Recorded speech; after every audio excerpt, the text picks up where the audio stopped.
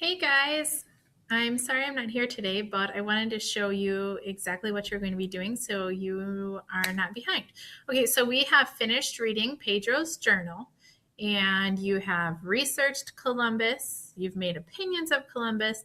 Now we're going to ask ourselves if we feel like Christopher Columbus was portrayed fairly in Pedro's journal.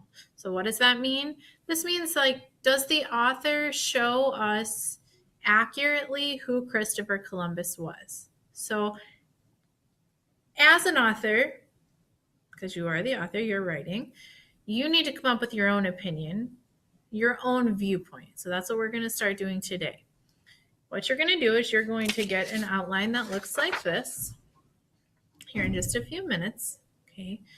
You are going to make your own viewpoint. And the question is up here again if you forget. So it is based on what you know and what you've read about Christopher Columbus, do you think Columbus is portrayed fairly in Pedro's journal? Okay, so you're going to write right on this line where it says point of view, what is your viewpoint? Do you think he was portrayed fairly or not portrayed fairly? Okay. Then you're going to come up with two reasons why you believe this in your own words and write those down. So the next step under reasons, you're going to write your first reason, then your second reason. These should be a complete sentence in your own words, but that should be the only complete sentence on this outline. Okay, so at this point, once you have your point of view and your two reasons, you're ready to find text evidence to support your reasons. Okay, so you're going to use Pedro's journal. You can look back at some of the other research as well if you feel like that would help you. So you should still have that research page in your binder. Okay, so you can use paraphrases, you can use direct quotes, you can summarize. Remember, a summary is everything's in your own words. Paraphrase is using some of your words and some of the author's words. And then a direct quote is exactly that. The author's words, 100%, you use a quotation mark. Okay.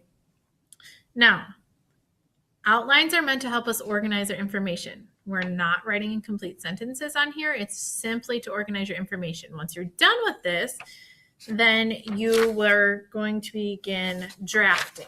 Okay, and then you'll get this sheet. Okay, this is to draft your essay.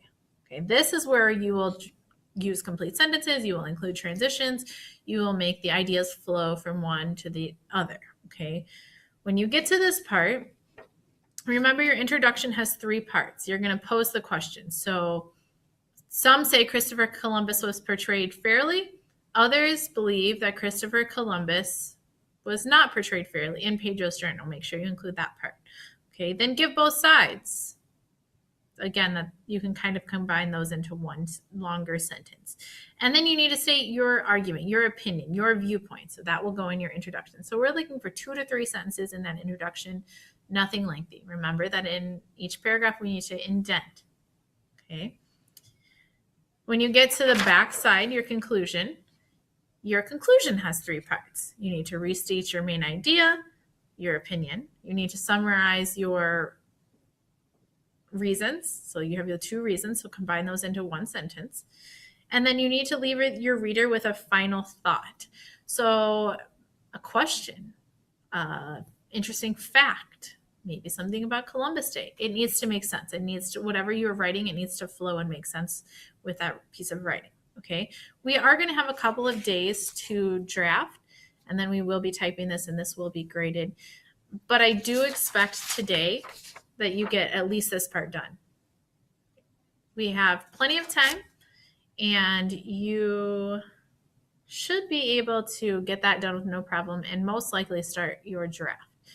Make sure when you are drafting, you include those transition words to help your reader understand that you're moving from one idea to the next. Make sure that you're not just copying from your outline. You incorporate and explain those reasons and evidence that you're using.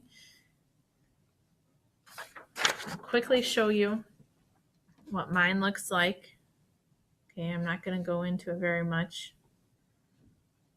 but you can quickly see some ideas. My 2 reasons that I gave, I felt that he was portrayed fairly. I think it was a very accurate account. I think we did have to make some inferences because using our background information of what we know about Columbus, but I do think that the author portrayed him as that villain type guy. My first reason was it is shown that he was out for himself. He was very arrogant. And pompous. Those are some words that we've used to describe him. And the second reason was that the text shows that he was ruthless. So then I went and found evidence to prove both of those. Okay, so please use this video as a resource. Go back and rewatch it if you have questions. And otherwise, I will be back on Friday to answer any further questions. I hope you have a great day.